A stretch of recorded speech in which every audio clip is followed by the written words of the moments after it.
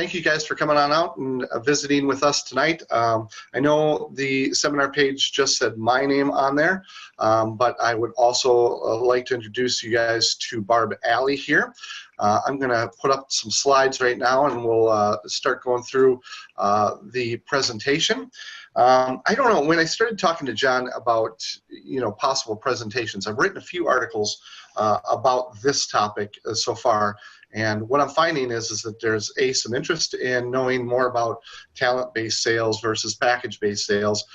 So we're going to actually talk about both of those tonight as we go through that in general. So a little bit about us, if I can get through this.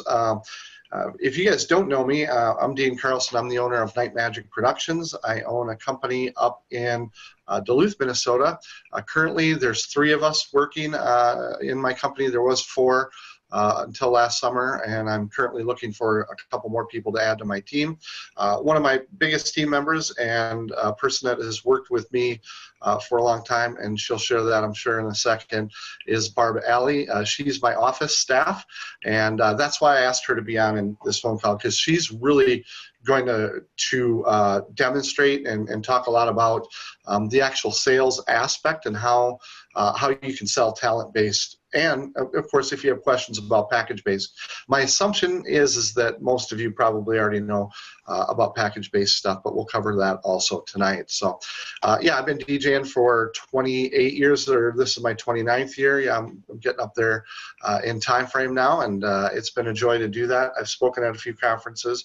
Hopefully, you guys have seen that before, and usually I like to talk more about performance stuff, but this, when we step out into our own uniqueness, this is something that's I'm finding is very unique to my company, and I'll talk more about that in a second. Barb, you want to share a little bit about yourself? Sure. Thanks, Dean.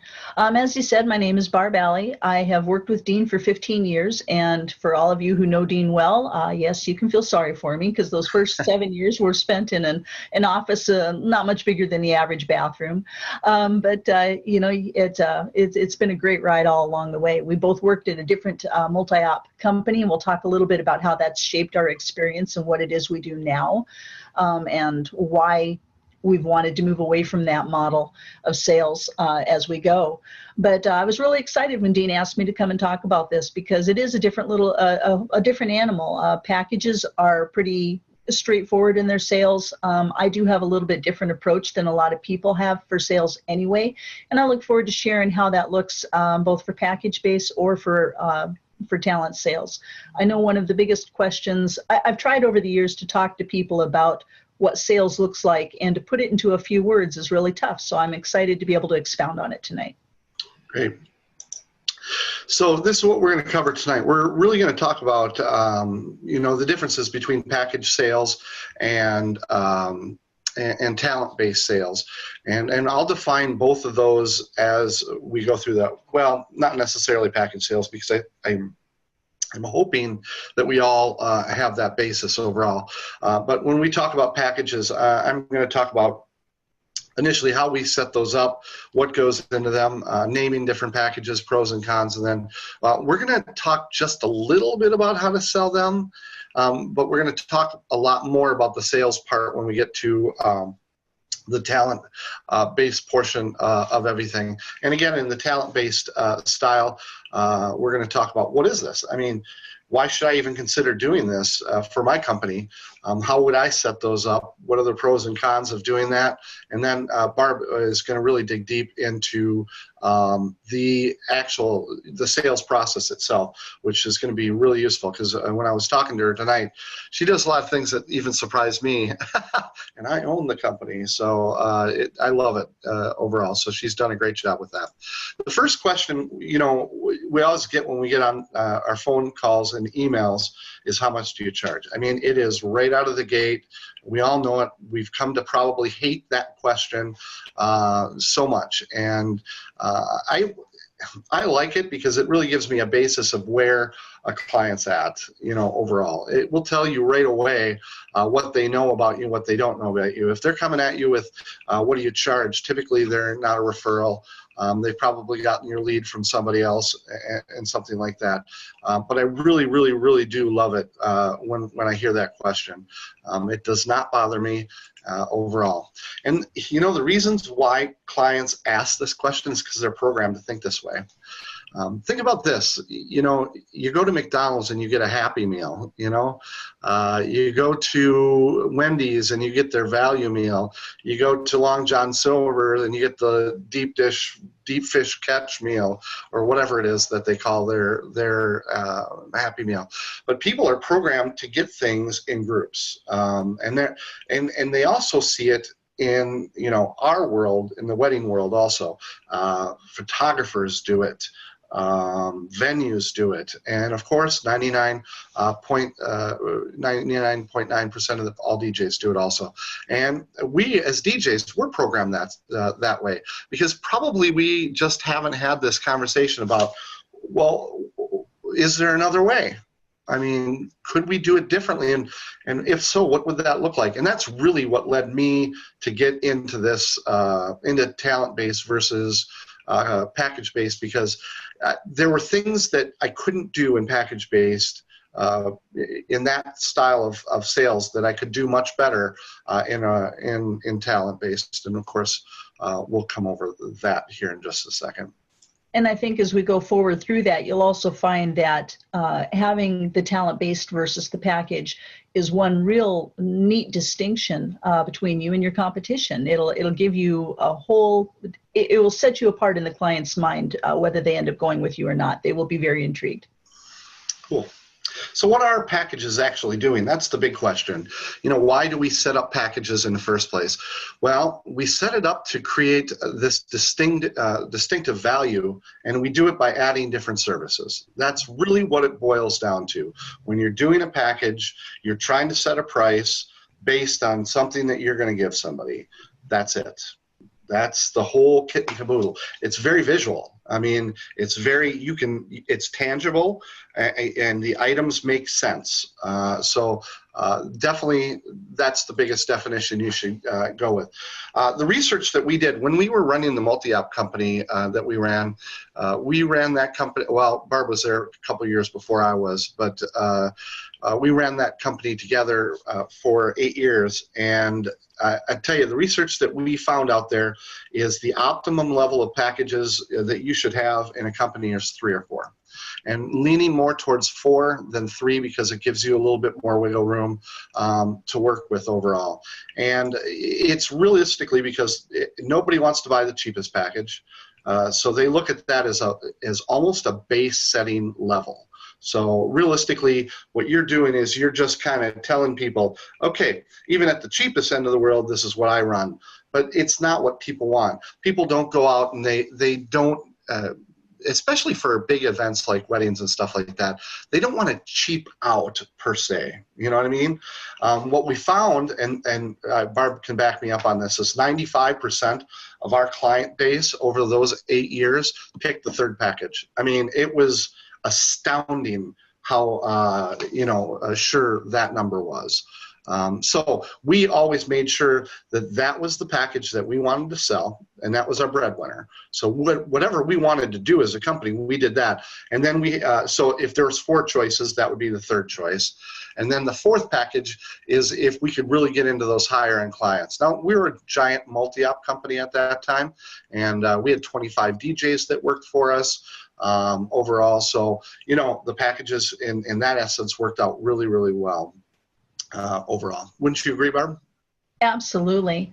And, in addressing the base package too, it's even if that base package was priced right at the level that people really in their mind had set their budget at, not knowing what they should set for a budget, it still gave them, like you said, they felt like they were really cheaping out if they did that. And so it was real easy to move them up from there, even just a little bit, just because they didn't want to be the bottom. They wanted at least 1 up and 2 if they could.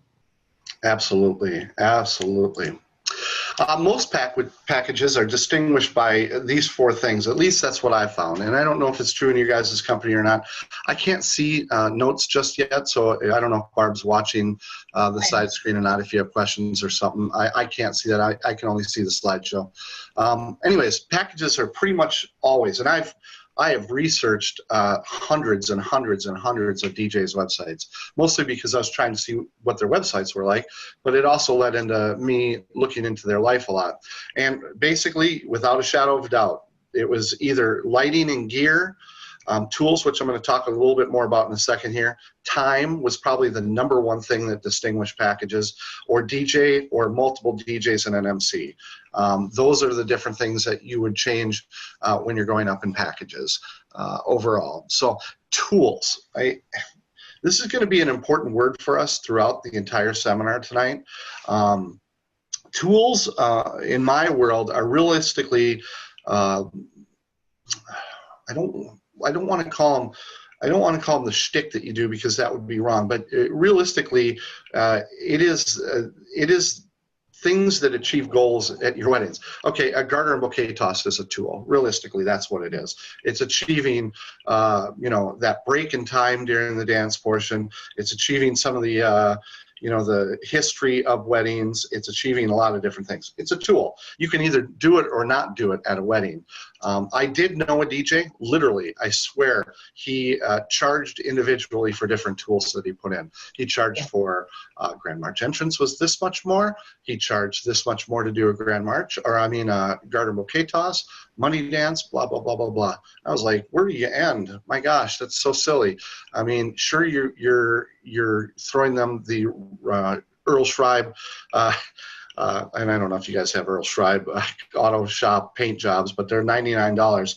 And the way that they get you is that, well, if you want us to actually fix the dent, well, that's going to be extra. I never liked that, ever liked that. I think that was just lessening the clients. It's kind of a bait and switch, and I think it's a poor way to go about sales. And I'll tell you straight up that I could always tell when somebody had talked to him just before me, because they would always complain about that approach. Not me, that other DJ. That's who she's talking about. Yeah, correct. Yeah, the charging you for individual pieces. Right. We've definitely heard from people that have called him. Yes. Package names. I just put this up here for fun because this is probably true. I mean, look at most companies. They're either the pizza topping company, the basic, ultimate, or supreme, or they're precious. Actually, I meant to write precious metals. Bronze, silver, gold, or platinum, or precious gems. Mm-hmm. A friend of mine does diamonds, rubies, and stuff like that. I actually read an article when I broke out of that multi-op company. We started with packages here at Night Magic Productions for the first 4 years of my company's existence, and I did some research about package pricing because I wanted to be different. I didn't want them to confuse and go, well, they have a platinum package. Well, yeah, everybody's does. I wanted to stand out. Okay, that was a major thing. So actually, I found a photographer that actually named his after like major awards ceremony, and I thought, what a cool idea that was. So he had like the Tonys, and he had the Academy Awards and stuff like that. And I thought, well, what do we do? And I said, we dance. So I literally used dance titles. So chicken dance, cha-cha slide, tango, and waltz. That's what we used. Chicken dance obviously being the one that we didn't want anybody to go with, and they didn't. Nobody wants to chicken dance, right? It's just the truth. So, but it worked, and it was a unique way of selling it. Oh yeah, we're gonna have the waltz, Dean, could you go back to the one before that real quick? Sure. I'll invite you guys to notice when I do talk about my sales approach and I go through the flow of a sales call later, you're going to notice something really maybe different than a lot of DJs do, or maybe not, and I would love your feedback on it. But you'll notice that of those 4 items up there, there's only one that I actually talk about. I do not address the others at all. And if I get any questions at the end, invariably it's about how much time is there a limit on your time? And I can answer that for them. But you'll notice when I do this that I do not talk about anything but the bottom one when I do my sales approach. And nobody ever asks me. It's amazing. Yeah. All right. The pros to doing packages overall, everybody expects it. They do. they get on the phone. Oh, so, especially if they've talked to another company, well, they have this package and they're going to offer this discount on that package and whatnot. It's familiar to them. They get it. They're drowned in their whole life with the packages overall. So, I mean, shoot, you get it with car washes, you get it at McDonald's, you get it, all over the place. Packages are familiar. It fits their needs, and we'll talk about this during the sales bit. Once you do some discovery with clients, you can put them into a package like, oh, well, I don't need dinner music.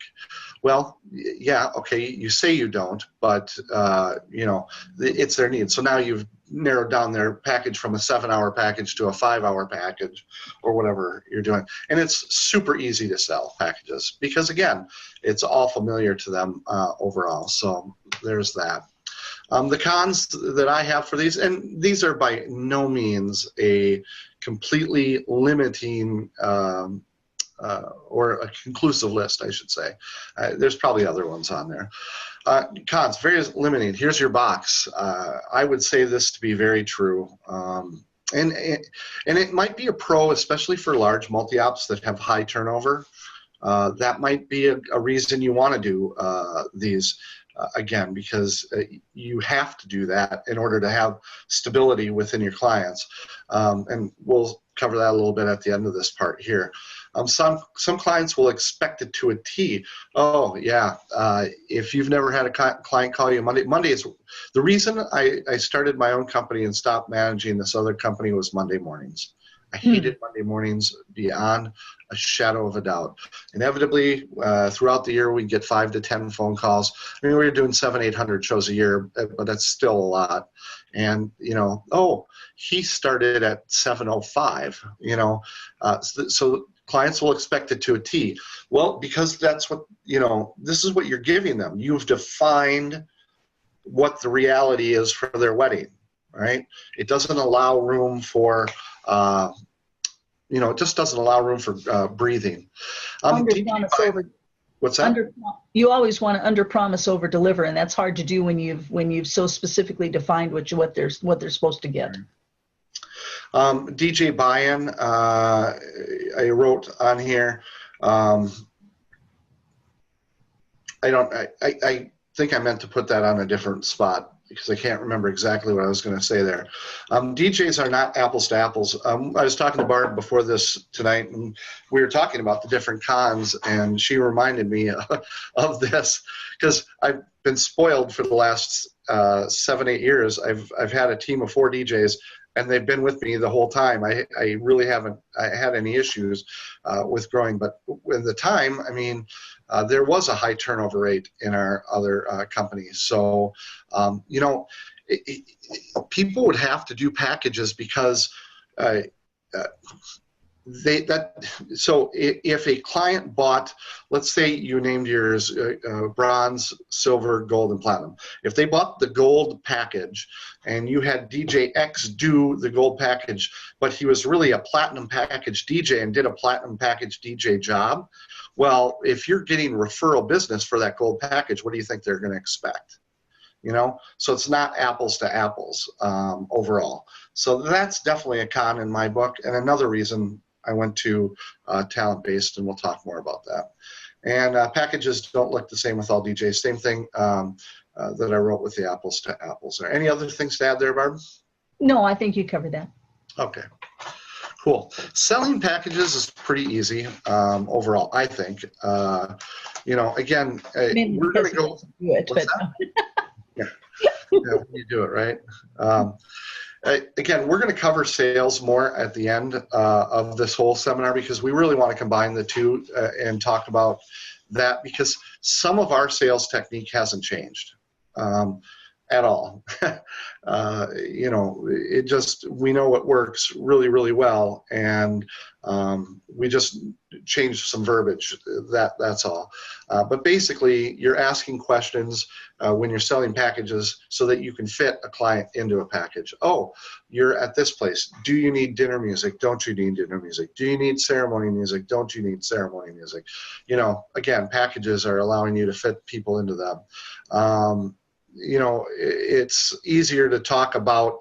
I think when you're talking sales and packages, it's easier to talk about that in that familiar sense. And it's easy to move people up and down in packages, or up, I should say, at least up to level 3 out of 4, for sure. The level 5 is a little different snake, or at least it used to be overall. So, but again, we're going to cover that more in a little bit. So, all right, talent-based, and this is where I'm hoping everybody came to listen about tonight. I just wanted to set the basis for where packages were versus the talent-based overall. Talent-based sales and talent-based mentality is different. I call it talent-based marketing. It's a unique way of selling your brand, which offers you options that package-based pricing doesn't offer overall. So when I first started, here was my dilemma. Several years ago, I added a DJ to my company. All right, and we were doing package rate stuff. But so in my company, you have me, who has been DJing for 29 years.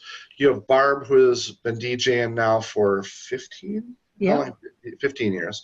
We have another guy that's been DJing for 13 years. And then we had our new girl that came in, and this was where the problem was. She had only been DJing for 3 years, okay, at the time that she started working for us. And I was like, okay, well, when we're on the phone talking to clients, it's real easy to talk about what we can do, and it's difficult for somebody that has 4 years experience to live up to the same things that somebody with 29 years of experience has. We have different training. I've spent thousands and thousands and thousands of dollars in training myself. I go to Mobile Beat, I do Marbecca. I'm constantly upping my game and then trying to take those other DJs with me in that same market. So I have a different skill set. So how do I define that versus the packages? And is it fair to sell her at a diamond level package versus us, or you go back to the metals. Is it okay to sell her at a platinum package if she's only been DJing 3 years? So I had a real problem with that. And so I reached out to several people and I asked about, well, how are you guys doing it? And to a T, almost everybody was doing just that. They were still doing packages. And, overall, and I just had a problem with that. I didn't think that was fair to the client. To describe, okay, well, I can do this, but she can do this, but we're the same price. That just doesn't make sense. So I explored the talent-based thing. Mitch Taylor, if you guys know Mitch, I don't even know if he's on, but Mitch Taylor actually did talent-based for a while, so he gave me some things to go off of. Obviously, there are some single-op people that just sell themselves, and that's great too. That's talent-based, obviously, but also we're looking at this on the sense of how do you sell multiple people, in that base also. But it works for one just as well as it works for the whole crew. So that's really why I wanted to go to talent-based versus this overall. So why should you do this? Well, first of all, you're going to stand out. When they call, and Barb, is this not correct? When they ask for packages and we say, oh, we don't have packages, they're a little taken aback, right? Yes, absolutely they are. Yeah. And so you stand out. All of a sudden, you're different than everybody else. This gives you a leg up. I mean, it gives you so much room for conversation when you're talking with your clients and stuff like that. So what does that mean, talent-based? And we've literally heard that overall. Well, I'm glad you asked. Let's talk about that a little bit here. So DJ flexibility was another point I wanted to say, and I covered it pretty well with the Mary conversation I just had just a second ago. So it allows you that flexibility to bring somebody else in and charge accordingly, so that the clients are getting what they're paying for. And we'll talk a little bit more about how it financially helps all of that too when I get to the pros and cons. And I think it also unleashes the power of possibility.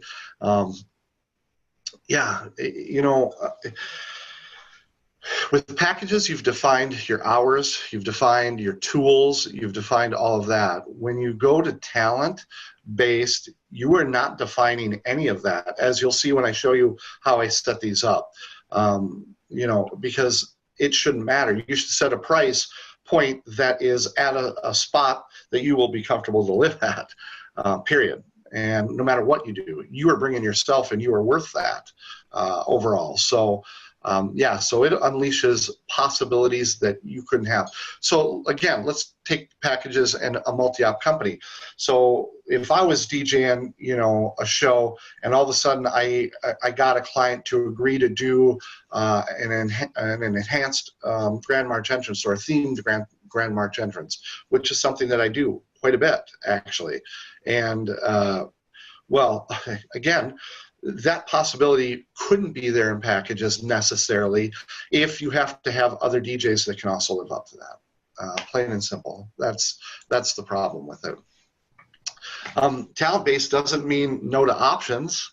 I had this conversation with several DJs when we were talking about becoming talent-based. Their concern was, well, what about photo booths, or what about uplighting and stuff like that? And I'm really not necessarily talking about those things. Yes, they are tools, okay? But they might be extenuous tools, so meaning that you're putting more effort into them and that. And when I show you the setup, I'll talk a little bit more about that also, and where I draw the line. It eliminates limits. Thing like times and the potential I talked about a little bit just a second ago. It opens your toolbox. Again, we talked about the Grand March entrance just a few minutes ago, and how all of a sudden you've got this vast array of things that could be available to you should you need them.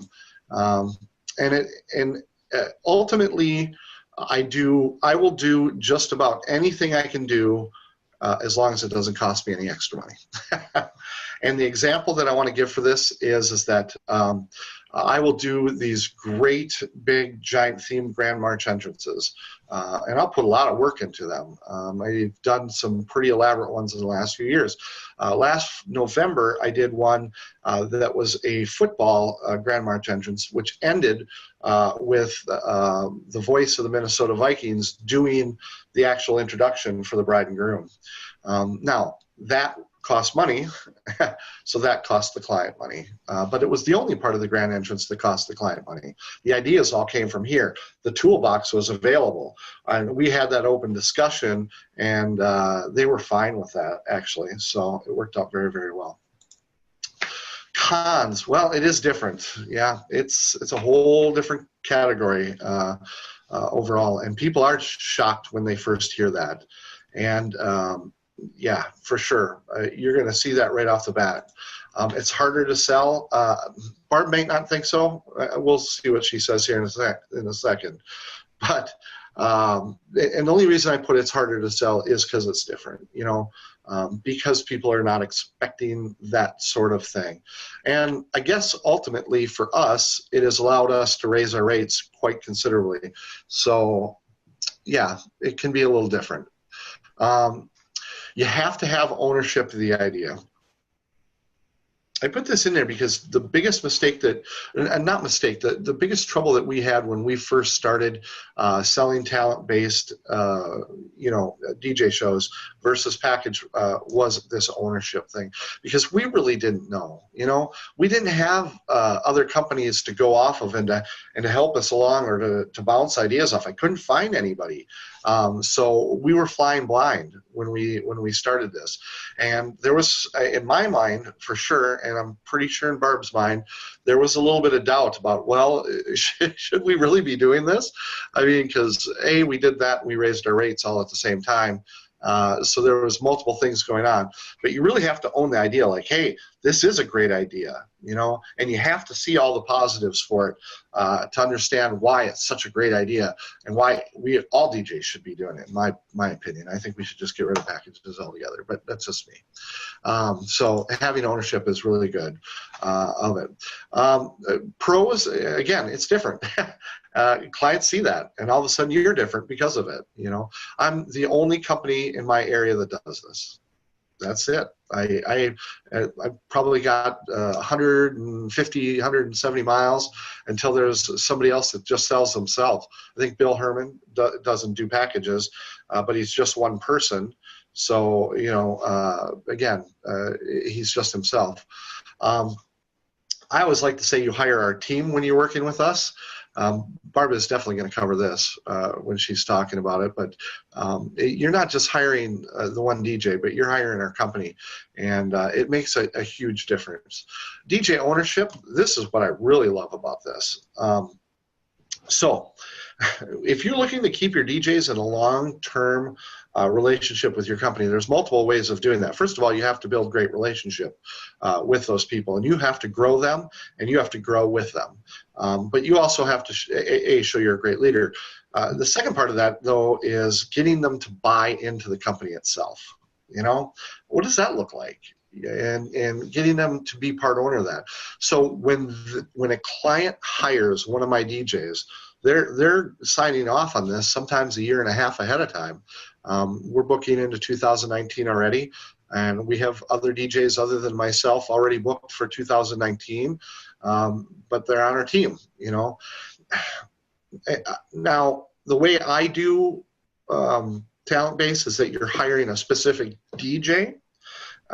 You don't necessarily have to do that.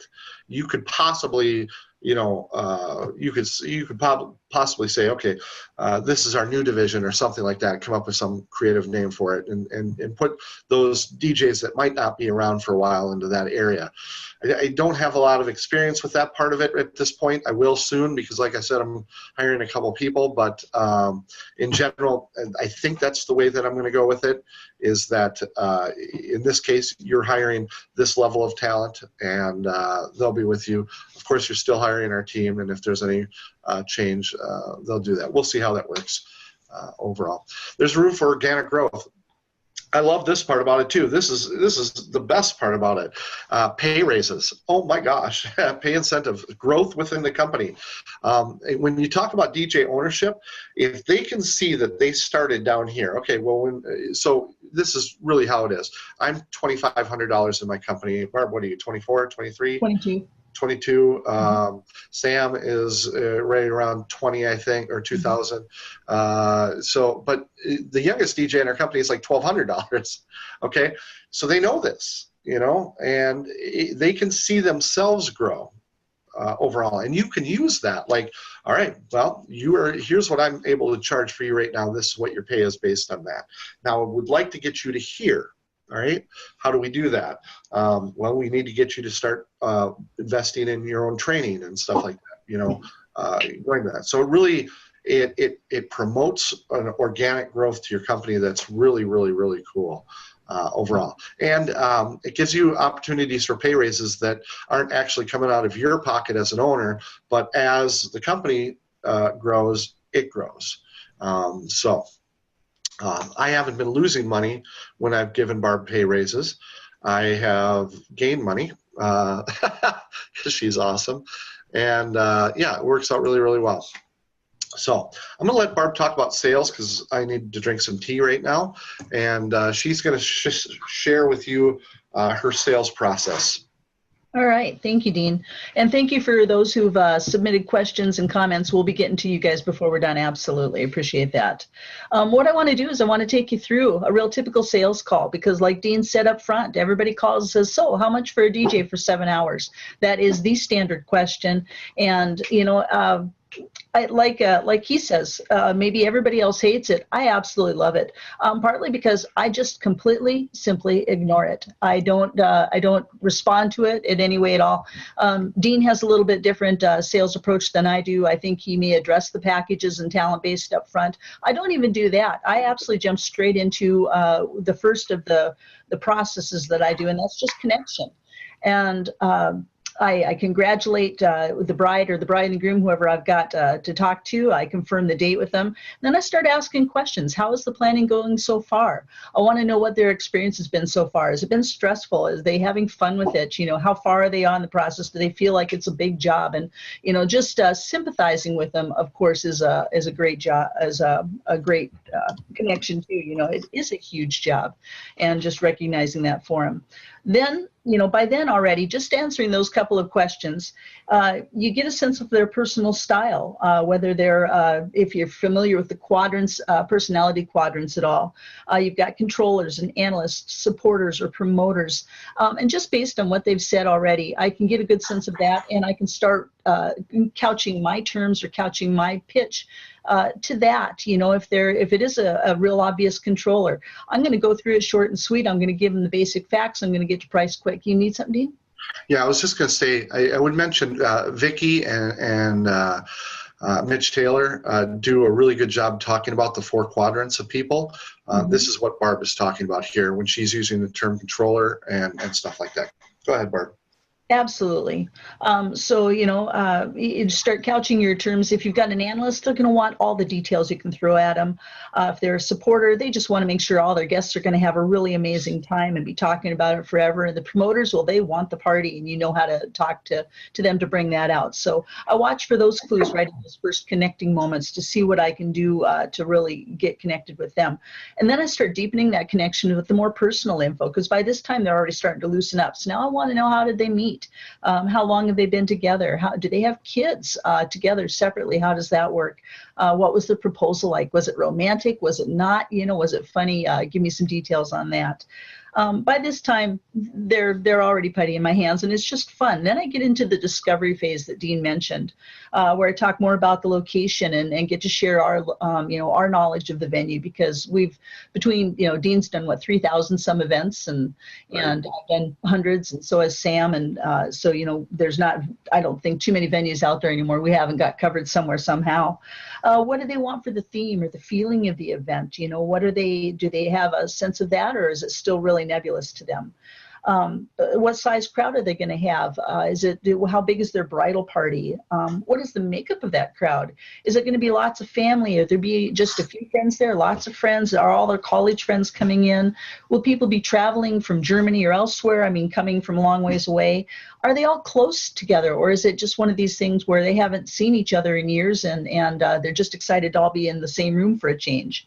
And then I start getting into what have they seen at weddings that they really liked or disliked, which again gives me some great clues as to what they not only have experienced, but what their taste about that is. It gives me some great options and great room to explain to them how and why we do that different, so that they aren't worried about, even if we suggest something that they didn't like at another wedding, it's real easy then to explain. I know to explain it to them how we do it and why, or go into more detail. And then I want to know, how did they hear about us, and take it from there. That's a real easy lead into the next segment for me, which is just telling a little bit more about us. I usually start with Dean. Who is he and what is my connection to him? I start talking about the fact that, he's been doing this 30 years. I've been doing this 15. There was 8 of those years that we worked together at a big multi-op, a different company. Not only does all this validate him when I'm edifying him later as a talent, and also with the team, but it gives me an opening to talk a bit about how other companies do operate, especially the big multi-ops in the area. Lets people know I've got kind of an inside track or info on how that works. I'm not just saying things about the competition or guessing. But one thing I never ever do is I never ever go negative on the competition, and I hope you guys all do that too. Even if they tell me horror stories and what they liked or disliked about a wedding, I'll never buy into that, and I don't even generally ask them, what company was that or anything like that. as I'm talking about that, I do stress even starting here that when you go with us, you do hire the whole team. You're going to have a particular person on your side, but you've got all of us for support and resources. And then I go right into the why it is important to us to not be just like every other DJ company out there, especially the brides who've already made a bunch of calls. They're already getting the sense that it is pretty much the same. And I've talked to enough of the other DJs who do, just answer the price question right up front and then try to explain the value in that price, that the brides are not getting a lot of personal attention from these guys, or they're not getting a lot of information that makes sense to them. I go on to talk about how it can affect their experience when they have this team, and how they get to they build this relationship with their particular performer. That has a huge effect on their experience. And I'll tell you, and you steal all of this, you guys, that you want, you guys. But one of the biggest moments I know that I've probably got a sale is in talking about this. When I talk about that experience, I tell them that it's really important for us to get to know you. It allows us to add those personal elements to your day, add things that we wouldn't be able to do if we didn't know you as well as we do. And I explain to them the process that we're going to go to in getting to know them and how much they get to guide that. But then I tell them that the flip side of that is even more important. You guys are pouring your heart, soul, your money into this great big day. And at the end of it, because you have so much trust and knowledge of this person who is your performer, you actually get to relax and enjoy your day knowing that everything is going to be taken care of. And I can't tell you how often the bride lets out a big sigh and goes, oh, that's all I want. So I could almost end it right there, but I don't. And I've been going through this really fast, but truthfully, by this point in the conversation, I've probably already been on the phone with the bride for 20 minutes, and she doesn't even realize I never answered her question, how much do you guys cost? So then I go into more of the how we do what I've been talking about. And I do that by talking about their day from top to bottom. Along the way, I get to promote some of the hidden elements to what we do, the method to the madness, if you will. It really starts to open up and let them see that there are a lot of things happening at weddings that they have been to or attended or that they've been in that they were really unaware of, because we all do an awful lot of things, but their guests really have no idea why we're doing them, or that it's not just something to do. We don't do something different with the dinner kisses just to do something with the dinner kisses. We do it to give people something unusual to talk about, especially for people who don't all know each other super well. It allows us to control the pacing of the kisses so the kids aren't endlessly ringing those silly little bells or something and refusing to let the couple eat. There's a lot of hidden elements to all of this. Now they start to realize that there's a lot of expertise behind all of this, not just on my end, but at our entire team. And so when I start speaking to that expertise, it really gives them insight into why they've seen really good or really bad weddings, and how the power behind creating that good, bad, or indifferent really is in the hands of the DJ. Now, all along the way, I'm asking them questions to keep them involved and to get more information. They're very aware that I'm taking notes throughout this entire process, so that they feel that what they're sharing is really important to me. And I do offer suggestions along the way if there's places to do that. And I make it really clear that whatever it is that we do, it will always be up to them to choose. We guide and we offer advice, but I never want people to feel like we're running over them or that we're taking over their day. Though I won't lie to you, I know, just in the way that we operate and the things that we offer, it seems like that our clients, by and large, really turn themselves over to us. Don't you notice that, Dean, that people who come in kind of thinking they've got this all figured out, all of a sudden they really kind of, you tell me what we should do, or, can we make this happen? Absolutely. Let's figure this out. And they start getting really creative and they start getting really excited by this point. And it's no longer just a day. It is really their day that doesn't look like anybody else's. I love the opportunity to share stories about great moments and the difference that I see, how in practice our approach really creates a very unique effect at weddings, especially compared to the way I first learned. Gosh, when Dean and I were first at that other company, it was just such a basic DJ company. Not that there's anything wrong with that, but it was show up and it was push play. There really wasn't a lot of creative anything in there. You talked to them once or twice on the phone at most. You asked about their music. Do you want a dollar dance? Yes or no? Do you want a bouquet toss? Yes or no? And you showed up and you kept the dance floor full, and that was really it. I've had to go back and do some weddings for that other company a time or two. They've overbooked themselves, and to step in last minute, and I mean like Thursday for a Saturday wedding, last minute, to step in and experience how there is absolutely zero connection and zero long-term trust between you and the clients. It affects every single layer of that event in ways that maybe nobody else really knows, but I know that nobody is going to leave that wedding talking about it the same way that they leave talking about the weddings that we have crafted into these personal events. There are, like Dean mentioned, there are still upsell opportunities in different services, whether it's in lighting or whether it's in, being the officiant or things like that. So there are some minor ways to upsell, but truthfully, what we're doing is strong enough on its own base that you can charge a price that doesn't really mean you need to upsell to make more money. It really gives a lot of value. Now, by this time, I've been on the phone probably 35, 40 minutes with these guys. And after all of this, I do ask them at this point, is there anything but price that I haven't touched on for them, anything that they're missing or important? Occasionally, this is the point where they say, well, I need these many hours, how many are you offering? And they get so excited when I tell them we're not worried about hours. We're going to be there as long as you need us. That's really the only question about any of those other items that I ever get. The words, and then I start talking about the talent. The word package never comes up. Almost never get asked about the equipment. Occasionally, you'll get the analyst, especially some of the grooms, who want to know the details, and you can tell them about those, but very rarely. So with the talent, I lead off with reminding them that I know from experience that most other DJ companies are going to assign them a DJ. They're not going to know a whole lot about this person. They might get to talk to them on the phone, or maybe meet in person once or twice at most, but they're going to have really limited contact with us. They actually get to work with that person from the very start of the planning process with us, right through as often as they want to. And they love the idea that that person knows them and that they will really get to know the person as well. Then I get to talk about the characteristics of the different particular DJs that are available. And I edify each that's available on their date, just real briefly, highlighting traits, especially, again, based on the information. They've given me 35, 40 minutes of information by this time. I know if they're looking for somebody who's high energy, who's going to get really involved. I know if they're going to look for somebody who's a little bit more smooth and old world charm like Sam.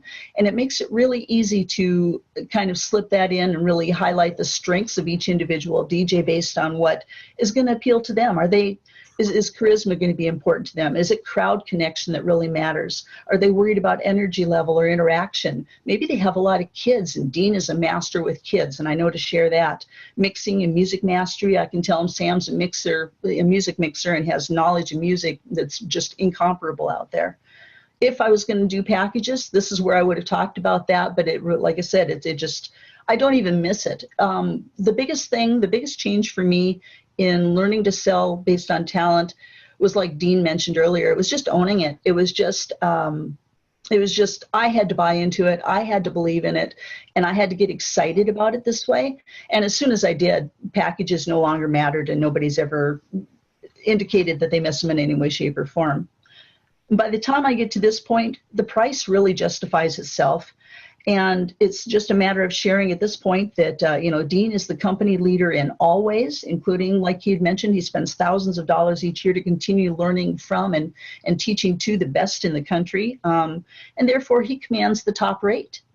Fair enough. Nobody never has any quarrels with that.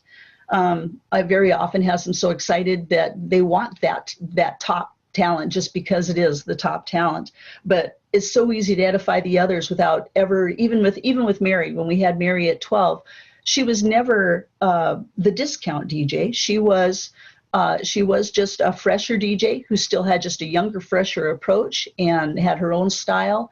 And she was a great budget option, but there was nothing that they were missing with her, and nobody ever felt like that. Certainly nobody ever shared anything that they had concerns about that, even with me.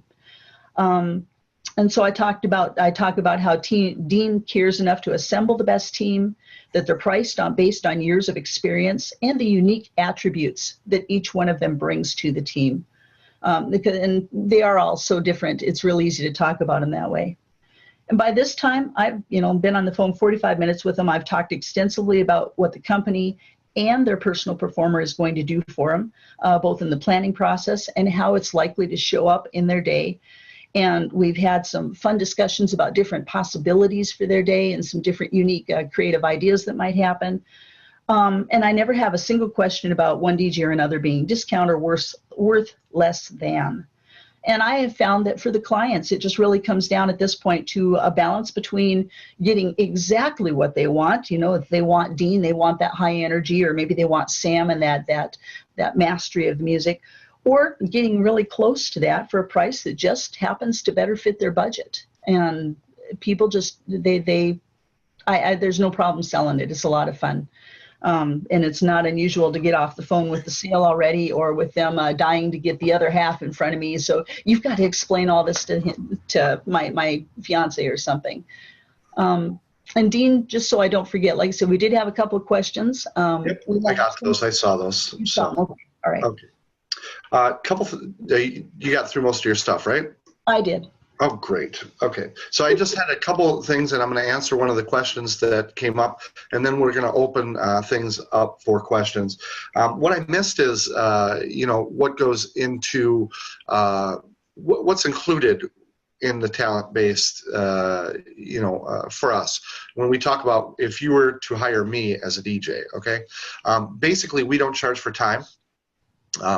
Pretty much there isn't a venue around that lets them go past midnight in our district anyways, so it's no big deal.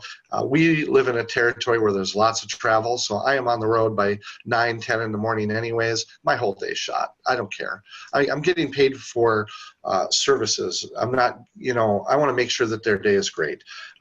So time is never an issue. Tools, again, are never an issue unless it costs us extra money to do that. Overall, the only thing that we do upcharge for is two things. That's it. Uplighting, and to be quite frank, I hate it. I hate doing uplighting. It's so time consuming that I just said, pardon my language, I said screw it, and I let the other companies in town have it. I just don't care. I get paid well enough without it overall. And then I'm also an officiant. Sam is an officiant, and Barb is an officiant. That takes a lot of extra time. Usually that's 3 to 5 meetings with a client discussing not just wedding stuff, I mean personal stuff. So we charge accordingly for that. So those are the only two things that we upcharge for. I don't do photo booths either. Again, I don't care to. I'm making darn good money without any of that stuff. I get the business models that want to do that stuff. I really do. I understand it. I'm not saying you shouldn't. I'm just saying we don't. That's all. So feel free, to utilize that how you see fit.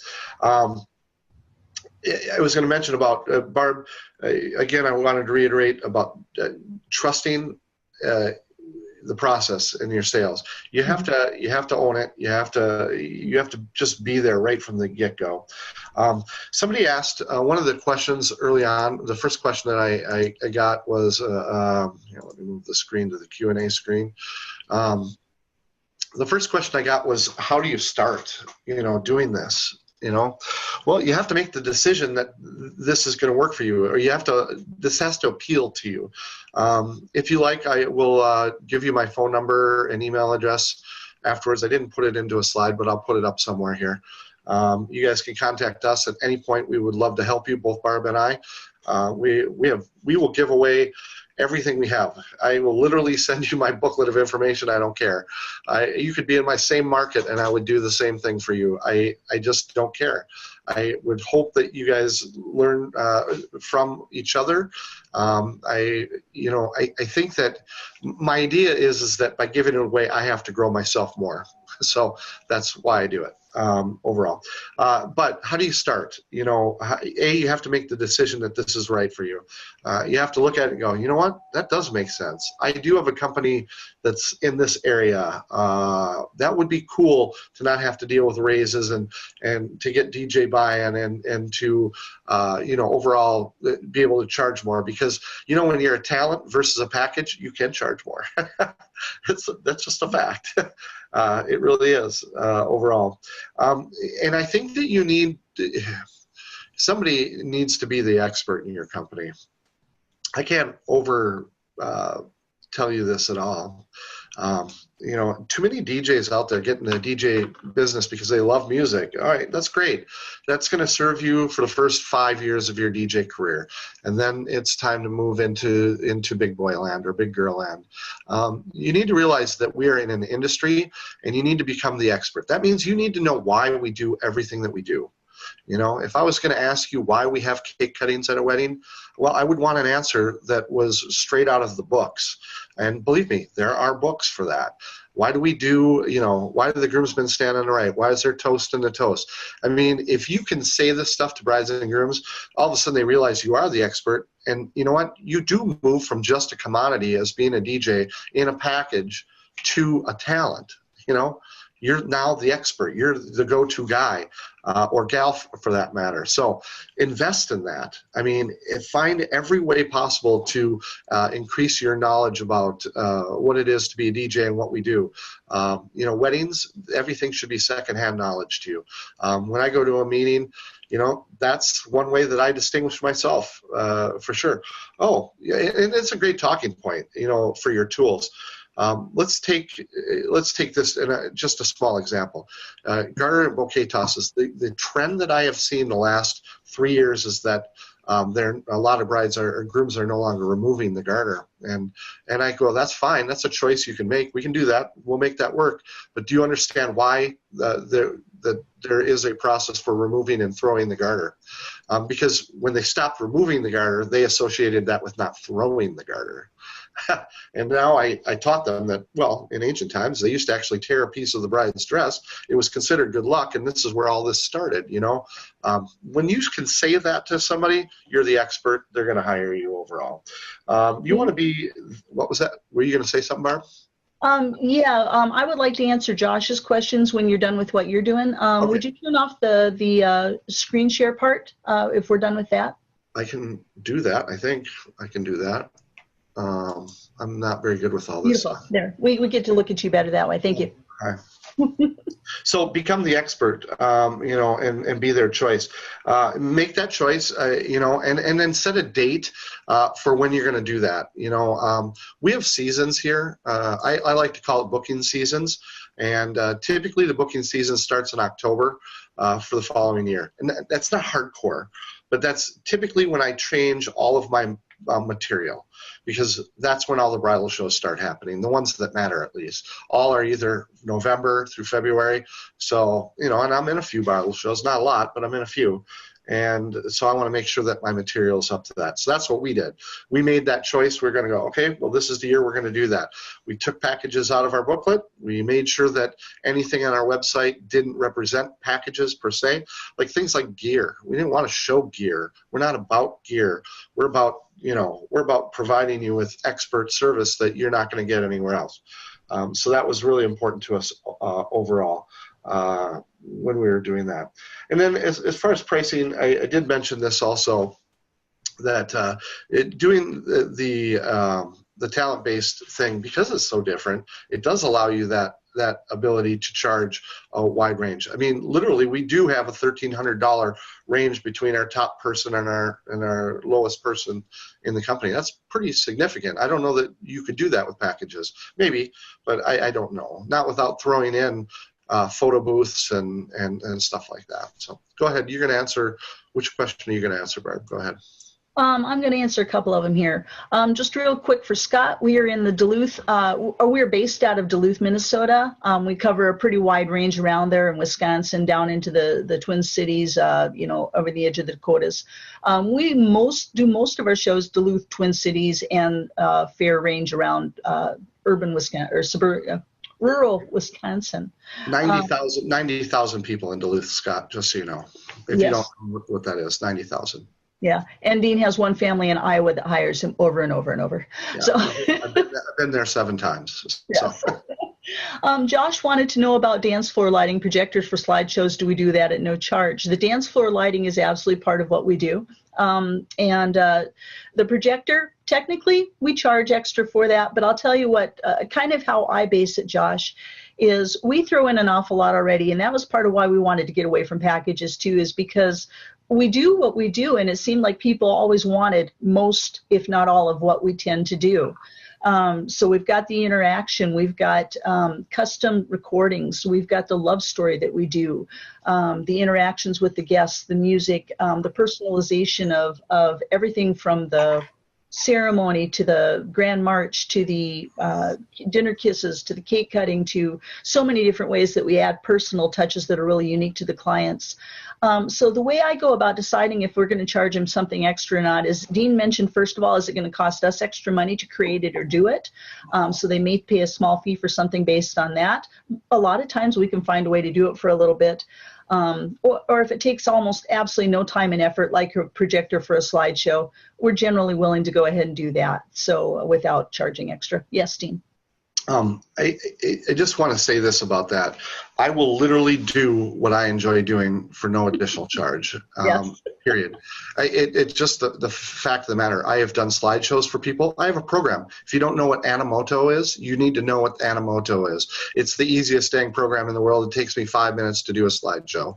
Am I going to charge a client for that? No, I'm not. You know, I'm going to charge a rate that is what I can live on. Right? I don't want to charge, you know, I don't care. I'm 52 years old. I did this thing this year, and I got to the point where I said, when am I going to charge enough? Why wouldn't I charge enough to do whatever I can do? Mm-hmm. That it doesn't matter. We don't sell the tools. We're not selling that. We're not selling grand marches. We're not selling slideshows. We can do those. Those are possibilities for your day. Let's talk about possibilities. What a great difference that is when you get into the land of possible with a client. It's amazing, an amazing thing. So for a slideshow, what do I have to do for that? Bring a projector I own and bring a screen maybe and take 5 minutes on Animoto to do the whole thing. Yeah, I'm not going to charge them for that myself. Projectograms, the stuff that you flash up on the walls, usually that costs about $90 or something like that. I think that's what that costs. So yeah, I would charge them for that, but that would be it, not for the projector to do that though, because I already have it. And we include whatever lights that we have for a dance floor with it. Again, lights are, I used to be the light guy. I'm going to not even joke. When Barb first met me, I was all about the damn lights. I carried the most lights. I had this truss system. I did all of this stuff, and it really turned out that they didn't care. They wanted to have a good time. When Dean didn't care. Dean used to be the loudest DJ with the flashiest lights, yes. And I used to complain to him all the time, louder is not better. And he had to get a complaint one time at the old company about it before he finally listened to me. And yeah, I think what really changed him was that despite his great volume and his amazing lights, that I was still getting better reviews than he did. And I am the least techie and lowest light show DJ in the world. I am very basic. I am all about the interaction with the guests and with the clients. So now Josh should also last thing about that. So. Mm-hmm. The question to ask yourself in all of this, and I will breathe, I promise. Mm-hmm. I saw the note. The last question I'll ask in all of this is, what price would you charge and include all that with you? Why isn't that the question you're asking yourself? Absolutely. Why is the question, should I charge more? Why not charge more and then bring the stuff if you need it? Yeah. And then make more money if you don't, I guess. I don't know. That's how I do it. They'll pay the same thing. They will. On the flip side, we do not take off for things they do not use. We offer what we offer. If they don't choose to take advantage of it, well, that's their choice. But we do, and they do not question us on this. So Josh wanted to know, is that this is all based on a phone call or an in-person conversation. What do I do about the emailed messages that ask, how much do you charge? Do I just force them into a call or a meeting? Well, Josh, that's a great question. And I know we all get those emails, every single one of us. So we get lots of them. And I have I don't know if I can do it word for word, but I have kind of a stock answer that I always give to that. Kind of making light of it is that, we're not your average DJ company. We like to think that we're really very unique, and that creates an amazing and unique experience for our clients. And I could tell you how we do that and what it costs, but I'd honestly have to write a small book here to make that happen. I'd much rather have a quick conversation with you and, either sit down and meet with you in person, learn more about your day, or give me a call and tell me all the details. I can't wait to hear about it. The ones who are only interested in how cheap they can get us, honestly, they are not the right clients for us anyway. Our clients are the people. We don't want to take people who aren't right for us any more than we want to not be the right DJ for them. We want people who appreciate the creativity, who are excited to have a unique wedding that is just theirs, who aren't just looking for a DJ to push play on the dance floor. We don't get excited about those events, so we really don't look for those clients. There's plenty of budget DJs out there they can go with. So the very few that are absolutely looking on just price and just bottom line, they will either email again going, okay, but just tell me how much it is. And then I know that's what they are, and I'll give them a price. I'll give them a fair price, and I generally don't ever hear from them again because we were not what they were looking for. All of the rest of them, Josh, they call me, and they're more than happy to set up a meeting and I don't ever tell them I'm going to be on the phone with them for 45 minutes. That's always, just I'd love to have a quick conversation with you. It turns into 45 minutes, and it just flies by, and they don't care. So that's how I do that. I don't force them into the call or meeting, but I do highly encourage it, and the ones who don't go for that, they weren't our clients to start with. Another thing about price, real quick here, you kind of have to build yourself into that. I don't suggest anybody, if you're not at, say, $2,500, I don't suggest that you go from 13 to 25 overnight. Some people will. I don't agree with that personally. I think that you have to kind of build a little bit of credibility with who you are, and that could take you, a couple of years to do that. But because the majority of our business is now referral business, so that might make it a little different when we're talking to people also. Oh, well, we talked to Joan, and she said you're the one to have. Well, yeah, there's that. But we also do 3 large bridal shows a year, and we sell the same way to the people at the bridal show that we sell at our referral thing in general. So I have a friend in the Twin Cities who did that, who jumped his price really high, really fast, and he struggled a little bit maintaining his clients and rebuilding himself. And part of that is personal security and just knowing what you're worth yourself and believing that. So anyways. Greg, you wanted to know if I had a list of the questions or steps that I go through for you guys to follow. Like you say, I'm not going to write word for word my script, but I will absolutely create an outline that you can follow very easily that takes you through that flow of the call and why it works so effectively. I've been using that very same. I developed it in the first probably 2-3 years that I started doing DJ sales, and have just kept plugging at it, and it's been gold. I have talked to lots and lots of other DJ marketers who struggle with their sales, and I've never had that problem with this particular flow. Like Dean said, we will put contact information up here, and I'll be happy to email you out the information you're looking for anybody who wants that list of questions or that flow of my sales call. I'm typing that out right now. Okay, awesome. It'll be in into the notes on the side. If you just email me your information or what your wants are, I will either get it to Barb or not. Well, I will get it to her. Or I'll make sure it gets addressed. There's my phone number also. Any other questions we can answer for you guys tonight? Because we could do this for a few more minutes. That's Greg also wanted to know about the slideshow when they, do you just simply say it's your day and we want to make it perfect? That really kind of is our approach. When people, like for example, I had a bride whose father had passed away sometime before the wedding. And she actually had put together a very special slideshow herself, but she was worried about renting a projector or how much it was going to cost. And gosh, it's just such a simple, quick, easy thing. I'm not crawling around on the floor for hours setting up lights. So I absolutely told her, don't worry about it. I'll bring that stuff. Let's just make sure, and I get it ahead of time so I can test it for you and we'll throw it in.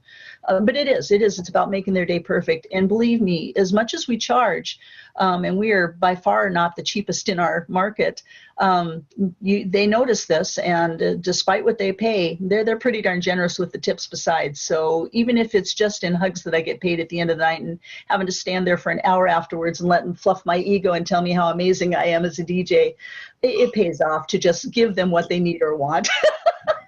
I knew you'd appreciate wow, Barb. Dean always asks me, so how was your show? I said, do I do any other kind? Every time that's her answer, I swear. Is there ever any other kind? Yeah. I pour my heart into it. Yeah. Well, you see why I wanted her on. Barb is, and I've been doing sales together, like I said, since 2003. And like she said, we were in an office the size of a postage stamp for a good 8 of that years, where I drove her absolutely crazy. And that's where we became really, really good friends. And I'm lucky to have her on our team. Everybody needs to have a Barb. There's no doubt about it. If you don't have a woman doing your sales, you should. Partially, it's well worth whatever you're paying her to do that. Well worth it. And yeah. Plus, here's one other bit of information. The owner of the last company that we worked for told me one time. He goes, "Do what excites you." Because this guy never came in the office. The only thing he did was book work and paychecks. He hired me to be the hire DJs and to do sales, and he hired Barb to do client contact and sales. And then he was the most hands-off guy ever. We completely formed that company and did what we wanted to do with it. But it was great advice. Make sure that you hire. If you're not good at sales, if you're charging $2,000 for a show, you can afford to pay somebody well to make that sale overall. For sure, absolutely. And honestly, if you hired somebody and they just needed somebody to practice with or to help them kind of guide them in how to make this work for them, I'm always happy to coach people. So you're always welcome to touch base for that as well. Any other questions we have tonight? I don't know if John has gotten his children all in bed. He sent me small messages every once in a while like, "You idiot, that's not in the panel for everybody to see." So, I'm here just wrapping things up and getting ready for the next show. Okay, good. Well, we really appreciate you guys sticking with us for the whole show tonight. I hope that you got some useful information. If you didn't and you need some stuff expanded, give us a call, send me an email, send me the best time to call you. I'll call you. I'll Barb call you, whatever. Like I said, we'd love to share with you. Yeah, thank you guys. Really appreciate everybody being here and participating. Now sign off. You got to end your video now. End your thing. Hi, I'm Dean and Barb. Thank you for watching. Do that type of thing. Oh, hi. I'm Dean Carlson. I'm not just a mustache. Hey, I wasn't finished yet. I got to do it again. Take 2. Hi, I'm Dean Carlson. I'm a mustache model, and I'm super happy to be here. See ya on Disc Jockey News. I'm Barb. I've put up with Dean for 15 years, him and his mustache, and I'm very happy to have been here tonight. I've been doing this, now I'm all messed up. Hi, I'm Barb. Too Too long. Thank you so much for joining us tonight.